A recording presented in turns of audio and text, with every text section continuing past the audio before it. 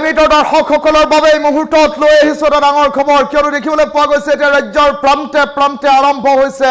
চৰকাৰৰ bulldozer action অবৈধভাৱে চৰকাৰী ভূমি ভিজিআৰ পিজিআৰ ভূমি অবৈধভাৱে দখল কৰি ঘৰ নিৰ্মাণ কৰা লোকসকলৰ বাবে বেয়া খবৰ কিয়নো প্ৰশাসনে আৰম্ভ কৰিছে বুলডোজাৰ একশন আৰু নামনি অসমত বুলডোজাৰৰ শব্দত এতিয়া কপি উঠিছে সমগ্ৰ অঞ্চল আৰু ঘৰ দুৱাৰ হেৰুৱাই উচ্ছেদিত কৰিছে হাহাকাৰ এই ডাঙৰ খবৰ উঠাই মিটৰ দৰ্শকসকলক এই মুহূৰ্তত জনাইছো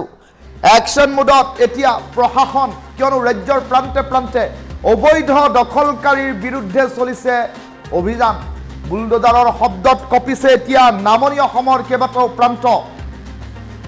কেইবা বিঘা ভূমি ঘৰ মুহূৰ্ততে তছনছ হৈ পৰাৰ বাতৰি এই মুহূৰ্তত আহি পৰিছে বঙাইগাঁও জিলাৰ ধনতুলাৰ নানকাৰ গাঁৱত উচ্ছেদ অভিযান চলিছে পুৱাৰ ভাগৰ পৰাই পুৱাৰে পৰা 44 বিঘা মাটিত বুলডোজাৰ একশন আৰম্ভ কৰিছে প্ৰশাসনে পুৱাৰ ভাগতে প্ৰশাসনৰ লোক আৰক্ষী অৰ্ধসামৰিক বাহিনী হাতত লৈ উপস্থিত হৈছে প্ৰশাসন 44 বিঘা মাটিৰ 29 ঘৰ পৰিয়ালে অবৈধভাৱে দখল কৰি ঘৰ নিৰ্মাণ কৰিছিল বুলডোজাৰৰ শব্দত কপি উঠিল নামনি অসম উচ্ছেদ কৰিবলৈ লওঁতে স্থানীয় লোকে বাধা প্ৰদান কৰিছিল আৰু স্থানীয় লোকে বাধা প্ৰদান কৰোঁতে পৰিস্থিতি ক্ৰমাগতভাৱে হৈ পৰিছিল উত্তপ্ত মাটিৰ গৰাকীয়ে 44 বিঘা ভূমিৰ বাবে আদালতত ৰুজু কৰিছিল গোচৰ ৰুজু কৰিও লাভ নহল বেদখলকাৰীৰ কিয়নো প্ৰশাসনে জাননী জাৰি কৰিলে আৰু তাৰ পাছতে চলাই দিলে বুলডোজাৰ আজি পুনৰ যুদ্ধকালীনভাৱে উচ্ছেদ চলালে প্ৰশাসনে এক প্ৰকাৰ যুদ্ধকালীন তৎপৰতা দেখুৱাই আজিৰ দিনটোত উচ্ছেদ চলোৱা দেখিবলৈ পোৱা গ'ল এই মুহূৰ্তত টাইমিটৰ দৰ্শকসকলক এই দৃশ্যাংশ দেখুৱাই আছো এই দৃশ্যাংশ চাওক চৰকাৰী বুলডোজাৰ চলাই দিয়া হৈছে এই সমূহ প্ৰান্তত কিয়নো দেখিবলৈ পোৱা গৈছে এই সমূহ মাটি সৰ্বমুঠ 44 বিঘা মাটি দখল কৰি আছিল একাংশ লোকে চৰকাৰী ভূমি দখল কৰি অবৈধভাৱে ঘৰ নিৰ্মাণ কৰিছিল এওঁলোকে আৰু তাৰ পাছতে দেখিবলৈ পোৱা গৈছে এতিয়া জাননী জাৰি কৰাৰ পাছতো তেওঁলোকে এই প্ৰান্তটো এৰি নোযোৱাৰ বাবে এনে ধৰণৰ সিদ্ধান্ত গ্ৰহণ কৰিবলগীয়া হ'ল যাৰ ফলশ্ৰুতিত এতিয়া বুলডোজাৰ পুৱাৰ ভাগৰ পৰা চলাই দিয়া দেখিবলৈ পোৱা গৈছে এই প্ৰান্তটোত অবৈধভাৱে নিৰ্মাণ কৰা ঘৰ এই প্ৰান্তটোত অবৈধভাৱে পতা তামোলৰ বাগিচা সকলো ধৰণৰ উচ্ছেদ এতিয়া চলিছে পুৱাৰ ভাগৰ পৰা বুলডোজাৰ চলাই দিয়া হৈছে আৰক্ষী অৰ্ধসামৰিক বাহিনী ইতিমধ্যে উপস্থিত হৈ পৰিস্থিতি নিয়ন্ত্ৰণৰ প্ৰচেষ্টা কৰিছে প্ৰথমে বুলডোজাৰ চলোৱাত এক প্ৰকাৰ বাধা আৰোপ কৰিছিল আৰু তাৰ পাছতেই সেই বাধা নেওচি এতিয়া প্ৰশাসনৰ লোকে বুলডোজাৰ চলাই দিছে সেই দৃশ্যাংশ দেখুৱাইছো আৰু বুলডোজাৰ চলাই দিয়াৰ পাছত লামলাখটো সামৰি উচ্ছেদিত জনতাই সেই প্ৰান্তৰ পৰা ঢাপলি মেলিবলগীয়া পৰিৱেশৰ সূচনা হৈছে পকী ঘৰ পৰ্যন্ত ভাঙি টুকুৰা টুকুৰ কৰি পেলোৱা হৈছে অন্যান্য জুপুৰি ঘৰসমূহতো বুলডোজাৰ চলাই দিয়া হৈছে সেই দৃশ্যাংশ এই মুহূৰ্তত দেখুৱাইছো যদি সম্ভৱ এম্বিয়েন্সৰ সহায়ত দৃশ্যাংশ দেখুৱা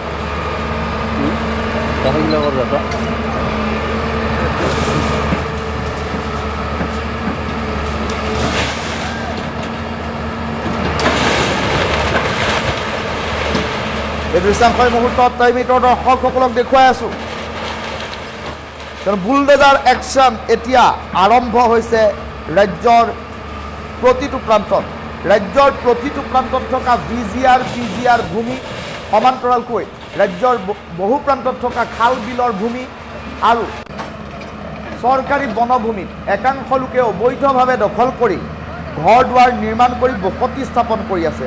সেইসমূহৰ ক্ষেত্ৰতো ৰাজ্যৰ মুখ্যমন্ত্ৰীগৰাকী এতিয়া কঠোৰ হৈ পৰিছে তেনে পৰিপ্ৰেক্ষিতত ৰাজ্যৰ মুখ্যমন্ত্ৰী ডক্টৰ হিমন্ত বিশ্ব শৰ্মাই এই ক্ষেত্ৰত কঠোৰ ভূমিকা পালন কৰি এটা কথা সুস্পষ্টকৈ উল্লেখ কৰিছে যে প্ৰতিগৰাকী ভিজিআৰ পিজিআৰ ভূমিত অবৈধভাৱে দখল কৰা লোক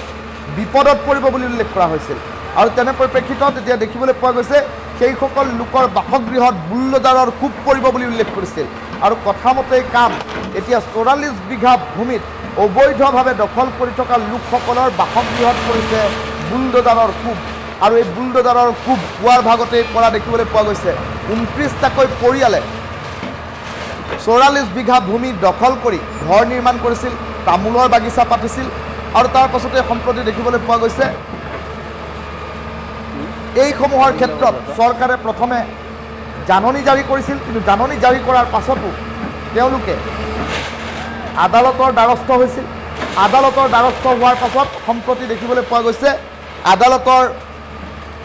দ্বাৰস্থ হৈও তেওঁলোকে কিন্তু কোনো ধৰণৰ সুদুত্তৰ নাপালে আৰু অৱশেষত আজিৰ দিনটোত যুদ্ধকালীন তৎপৰতাৰে যুদ্ধকালীন গতিৰে আৰক্ষী অৰ্ধসামৰিক বাহিনীৰ লগত লৈ এতিয়া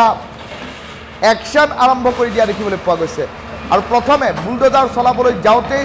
একাংশ উচ্ছেদিত জনতাই এই কাৰ্যত বাধা আৰোপ কৰিছিল আৰু এই কাৰ্যত বাধা আৰোপ কৰাৰ পাছত সম্প্ৰতি দেখিবলৈ পোৱা গৈছে আৰক্ষীয়ে কিন্তু সমগ্ৰ পৰিস্থিতি নিয়ন্ত্ৰণলৈ লৈ আহিছে আৰু ৰাজ্যত ইতিমধ্যেই উচ্ছেদ অভিযান 2.0 আৰম্ভ হৈছে। কিয়নো শেহতীয়াকৈ ৰাজ্যত ভিজিআৰ পিজিআৰ ভূমি, সমান্তৰালকৈ খাল বিল জলাশয়ৰ ভূমি আৰু সমান্তৰালকৈ দেখিবলৈ পোৱা যায় বনভূমি যদি কোনো লোকে অবৈধভাৱে দখল কৰিছে তেনেহ'লে সেইসকল লোকে অনতিপলমে চৰকাৰী ভূমি এৰিব লাগিব বুলি ৰাজ্যৰ মুখ্যমন্ত্ৰীগৰাকীয়ে এক প্ৰকাৰ সদম্ভে কঠোৰ মন্তব্য কৰিছিল। তেনে পৰিপ্ৰেক্ষিতত এতিয়া দেখিবলৈ পোৱা গৈছে বঙাইগাঁৱৰ এই প্ৰান্তকেইটাত এতিয়া কেইবা বিঘা ভূমিত অবৈধভাৱে ঘৰ নিৰ্মাণ কৰি বসতি স্থাপন কৰি থকা লোকসকলৰ বাবে কিন্তু এটা অত্যন্ত বেয়া খবৰ। একশ্যন মুডত প্ৰশাসন, বুলডোজাৰৰ শব্দত নামনি অসম কঁপি উঠিছে। কেইবা বিঘা ভূমি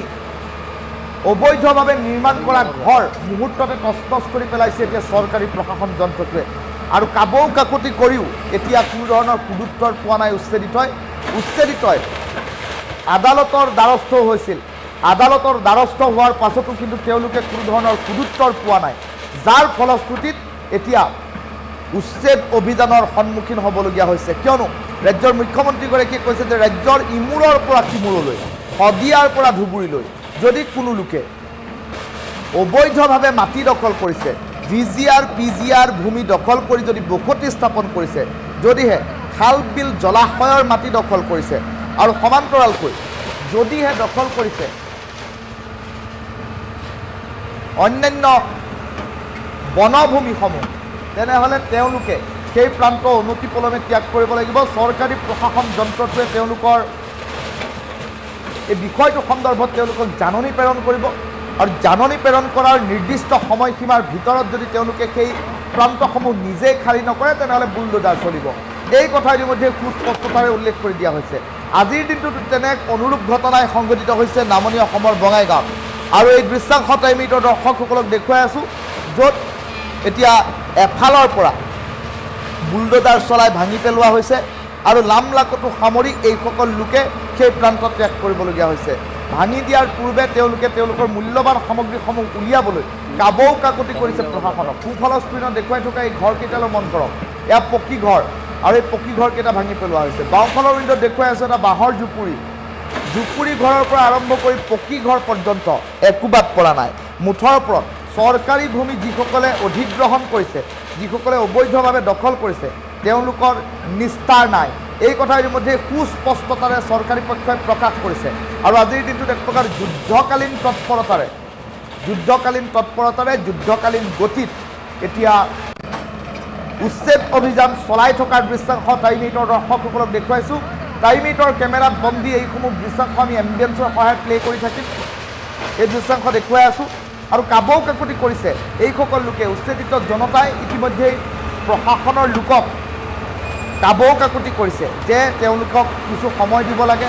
তেওঁলোকৰ ঘৰ দুৱাৰসমূহৰ ভিতৰত থকা মূল্যৱান সামগ্ৰীসমূহ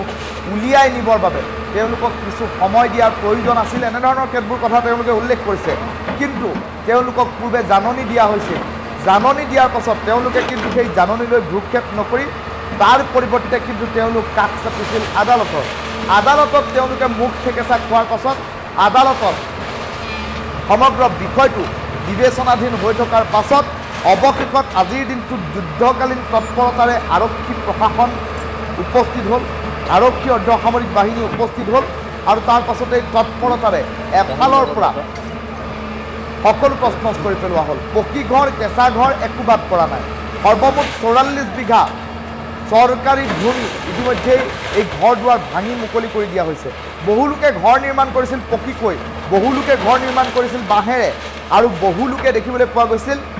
ঠাইখিনি আবদ্ধ কৰি ৰাখিছিল তামোলৰ বাগিচা পাতি বা অন্যান্য গছ গছনি ৰুই তামোলৰ বাগিচা পাতি নিজৰ অধীনত ৰাখিছিল। এই সকলোবোৰ দৃষ্টিগোচৰ হৈছিল চৰকাৰী পক্ষৰ আৰু তাৰ পাছতে চৰকাৰী পক্ষই আজিৰ দিনটোত দেখিবলৈ পোৱা গ'ল সমগ্ৰ বিষয়টো সন্দৰ্ভত এতিয়া পুৱাৰ ভাগতেই বুলডোজাৰ লৈ উপস্থিত হ'ল আৰু বুলডোজাৰ লৈ উপস্থিত হৈ এফালৰ পৰা ভাঙি তছনছ কৰি পেলালে সমগ্ৰ অঞ্চলটো ৪৪ বিঘা ভূমি ইতিমধ্যে মুকলি কৰা হৈছে বুলি প্ৰাথমিক খবৰ আহি পৰিছে আৰু এই ৪৪ বিঘা ভূমিৰ ২৯টাকৈ পৰিয়ালে অধিগ্ৰহণ কৰি আছিল বুলি প্ৰাথমিক খবৰ আহি পৰিছে কিছু সময়ৰ পাছতে আমি মন্তব্য ল'বলৈ চেষ্টা কৰিম সেই মন্তব্য টাইমিটৰ দৰ্শকসকলক আমি কিছু সময়ৰ পাছতে শুনাবলৈ চেষ্টা কৰি থাকিম কিন্তু এই মুহূৰ্তৰ সকলোতকৈ ডাঙৰ খবৰ যে ৰাজ্যত চলি আছে উচ্ছেদ অভিযান 2.0 ৰাজ্যৰ উজনিৰ পৰা নামনিলৈ শদিয়াৰ পৰা ধুবুৰীলৈ কোনো প্ৰান্তত যদিহে কোনো লোকে অবৈধভাৱে চৰকাৰী ভূমি দখল কৰিছে বনভূমিত যদি ঘৰ নিৰ্মাণ কৰিছে বিজিআৰ টিজিআৰ ভূমিত যদি তেওঁলোকে ঘৰ নিৰ্মাণ কৰিছে তেনেহ'লে তেওঁলোকৰ নিস্তাৰ নাই এই কথা ইতিমধ্যে সুস্পষ্টতাৰে প্ৰকাশ কৰি ৰাজ্য চৰকাৰ কঠোৰ হৈ পৰাৰ বাতৰি এই মুহূৰ্তত আহি পৰিছে আৰু আজিৰ দিনটোৰ এই দৃশ্যাংশ টাইমিটৰ দৰ্শকসকলক দেখুৱাইছোঁ যিসকল লোকে এই প্ৰান্তটোত অবৈধভাৱে ঘৰ নিৰ্মাণ কৰিছিল সেইসকল লোকৰ কিন্তু নিস্তাৰ নাই বুলি ইতিমধ্যে চৰকাৰী পক্ষই প্ৰকাশ কৰিছে যাৰ ফলশ্ৰুতিত সম্প্ৰতি সমগ্ৰ বিষয়টোক লৈ এতিয়া ৰাজ্যৰ প্ৰতিটো প্ৰান্তত অবৈধ দখলকাৰীৰ মাজত এক প্ৰকাৰ চিন্তা আৰম্ভ হোৱা দেখিবলৈ পোৱা গৈছে এটা ডাঙৰ খবৰ টাইমিটৰ দৰ্শকসকলক জনাইছোঁ ৰাজ্যত চলি আছে উচ্ছেদ অভিযান 2.0 একশ্যন মুডত প্ৰশাসন বুলডোজাৰৰ শব্দত কঁপি উঠিল সমগ্ৰ নামনি অসম কেইবা বিঘা ভূমি ঘৰ মুহূৰ্ততে তছনছ কৰি পেলাইছে বুলডোজাৰে আৰু চৰকাৰী পক্ষই তেওঁলোকক সময়সীমা বান্ধি দিছিল জাননী প্ৰেৰণ কৰিছিল সেই জাননী অথবা চৰকাৰী পক্ষৰ জাননীক তেওঁলোকে অৱমাননা কৰি কাষ চাপিছিল আদালতৰ আৰু আদালতৰ কাষ চপাৰ পাছত আদালতত যেতিয়া তেওঁলোকে মুখ ঠেকেচা খালে এতিয়াই পুৱাৰ ভাগতে দেখিবলৈ পোৱা গ'ল যুদ্ধকালীন তৎপৰতাৰে লগত সৈন্য সামন্ত লৈ প্ৰশাসনে ভাঙি পেলালে এওঁলোকৰ অবৈধ ঘৰসমূহ বিশ্বাস দেখুৱাই আছে